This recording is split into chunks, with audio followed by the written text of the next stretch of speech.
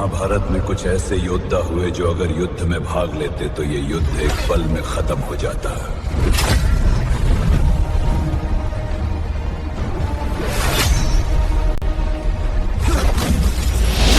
कुछ योद्धा ऐसे भी थे जिनकी तलवार से पहले उनका नाम ही शत्रु का हृदय कांपा देता था। हमारे हवलत ने भी उनके बल को महसूस किया। जब ये योद्धा चले तो पर्वत भी उनके सामने मौन हो गए। ये युद्ध सिर्फ शास्त्रों का नहीं था, ये संकल्प, धैर्य और अमर वीरता की परीक्षा थी। इस धरती ने सिर्फ युद्ध नहीं देखे, इस धरती ने महायोद्धा पैदा किए। भीष्म, द्रोणाचार्य, कर्ण, अर्जुन, भीम, अश्वत्थामा। और फिर आया एक ऐसा योद्धा जिसका तेर और संकल्प ही युद्ध का फैसला कर सकता था, बर्बरिक।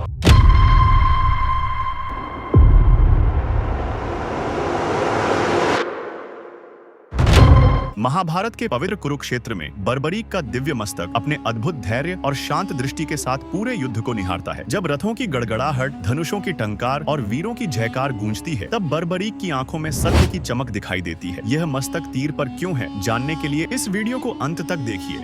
ये तेन बाण पहला शत्रु को पहचानता है, दूसरा उसका विनाश करता है और तीसरा। क्या आप जानते हैं कि महाभारत में एक ऐसा भी योद्धा था जो सिर्फ 3 बाणों से पूरी सेना का विनाश कर सकता था?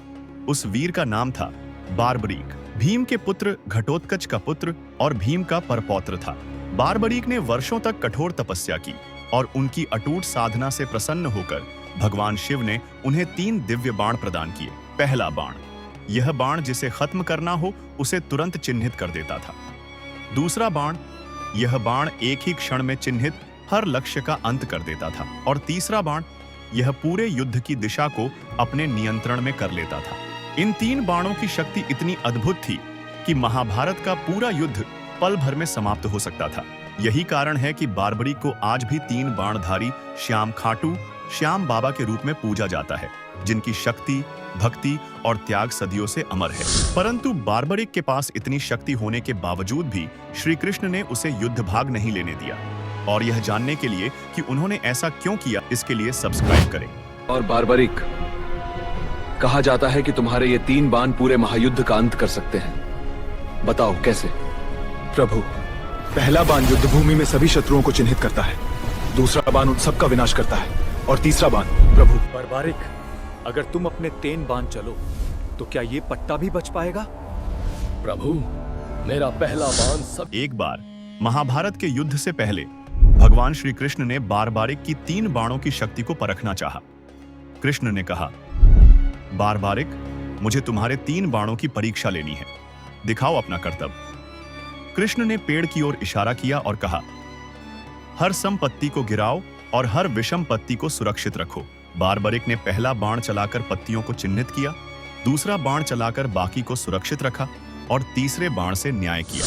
इस बीच कृष्ण ने जमीन पर गिरे एक पत्ती पर चुपचाप पैर रख दिया।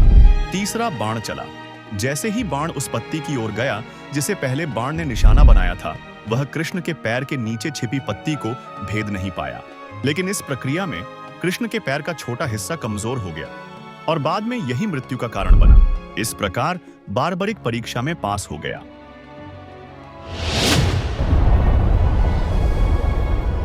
तुम्हारा युद्ध में उतरना अन्याय को न्याय का अवसर ही नहीं देगा। तुम्हारी शक्ति युद्ध का संतुलन तोड़ देगी। इसलिए धर्म की रक्षा के लिए मुझे तुमसे एक दान चाहिए।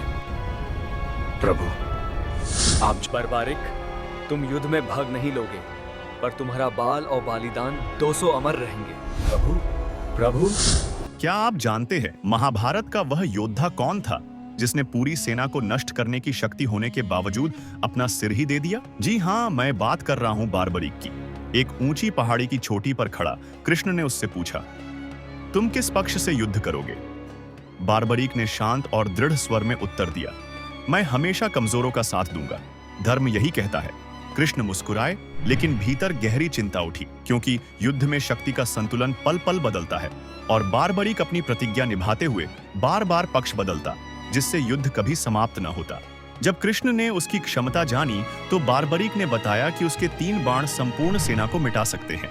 कृष्ण समझ गए कि इतनी शक्ति और ऐसी प्रतिज्ञा धर्म और युद्ध दोनों के लिए संकट है, इसलिए उन्होंने उससे महादान मांगा, उसका सिर। बारबरीक ने बिना हिचक मुस्कुराकर सिर अर्पित कर दिया। कृष्ण ने उसे उसी पहाड़ी पर स्थापित किया जहां से उसने 18 दिन तक युद्ध देखा और अंत में कहा, विजय मनुष्य की नहीं, केवल कृष्ण की इच्छा की थी।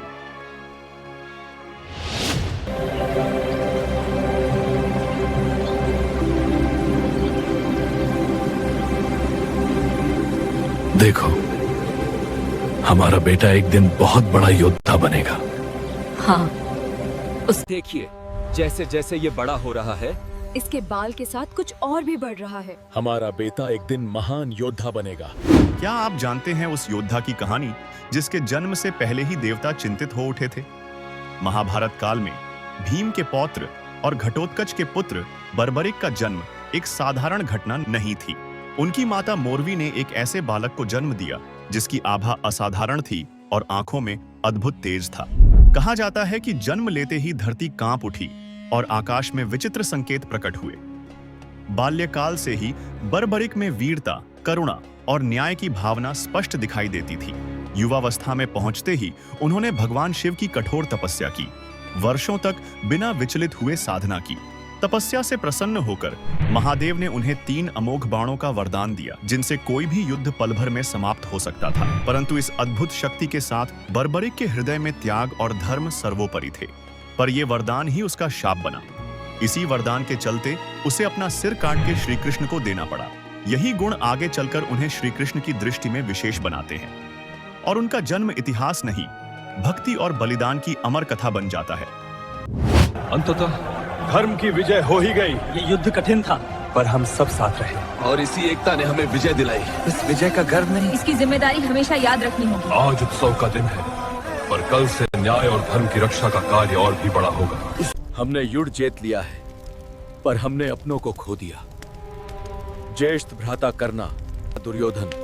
महाभारत का युद्ध समाप्त हो चुका था, कौरवों का अंत हो गया था और पांडव विजय का श्रेय ले रहे थे। तभी श्री कृष्ण पहाड़ी पर स्थित बर्बरीक के शीश के पास पहुंचे और उससे पूछा कि वास्तव में युद्ध किसने जीता। बर्बरीक ने बिना किसी पक्षपात के उत्तर दिया कि न पांडव जीते और न ही कौरव, बल्कि युद्ध श्री कृष्ण की नीति, उनकी बुद्धि और सुदर्शन चक्र की शक्ति से जीता गया। यह सत्य सुनकर श्री कृष्ण प्रसन्न हुए, क्योंकि बर्बरीक ने अंतिम क्षण तक धर्म और सत्य का साथ नहीं छोड़ा था। इसके बाद श्री कृष्ण ने अपने वचन के अनुसार बर्बरीक को वरदान दिया और युद्ध समाप्त होने पर उसका शीश उसके शरीर से पुनः जोड़ दिया, जिससे वह कुछ समय के लिए पूर्ण रूप से जीवित हुआ। जीवित होते ही बर्बरीक ने श्री कृष्ण के चरणों में शीश झुकाया और कृतज्ञता प्रकट की। तब श्री कृष्ण ने उससे कहा कि अब उसका उद्देश्य पूर्ण हो चुका है और उसे इस लोक में और रहने की आवश्यकता नहीं है। यह सुनकर बर्बरीक ने बिना किसी पीड़ा, भय या विरोध के शांत भाव से अपने प्राण त्याग दिए। उसकी यह मृत्यु न युद्ध में हुई, न किसी अस्त्र से, बल्कि धर्म की पूर्ति के बाद